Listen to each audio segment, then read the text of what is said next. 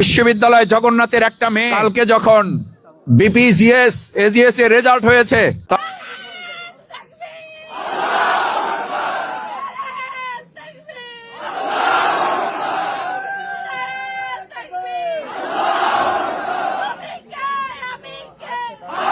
তখন ওই ফলাফল কক্ষের তিনি হাত জাগিয়ে সবার সামনে নারায়ে তাকবীর আল্লাহু আকবার স্লোগান দিচ্ছেন আর তার দু চোখ দিয়ে পানি পড়ছে। আমি ওই ভিডিও বোধহয় যে দেখে কেউ চোখের পানি ধরে রাখতে পারে না। আমি আমার এই কন্যা সন্তান তুল্য যে মেয়েটা আজকে বক্তৃতা করেছে সেও আপনাদেরকে নারায়ে তাকবীর স্লোগান দিয়েছে।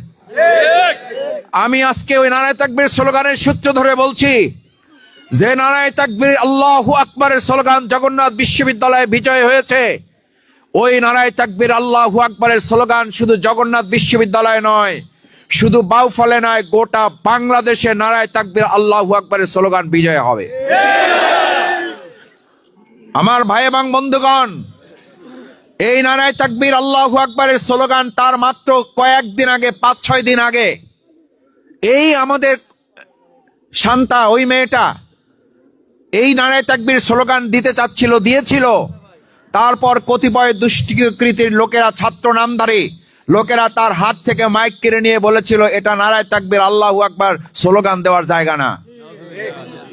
আমার ভাইয়েরা, এই কথা তো শেখ হাসিনার একটা দালাল ছিল, পেটুয়া বাহিনী ছিল, একটা বিপ্লব কুমার মনে আছে? সে বলেছিল নারায়ে তাকবীর আল্লাহু আকবার স্লোগান এটা হলো জামাত শিবির, এটা বাংলাদেশের স্লোগান না। নারায়ে তাকবীর আল্লাহু আকবারের স্লোগান এই বাংলাদেশের শুধু মুসলমানদের না, এটাই বাংলাদেশের স্বাধীনতা সার্বভৌমত্বের স্লোগান, এদেশের সীমান্ত পাহারার স্লোগান, এদেশের মানুষের অধিকার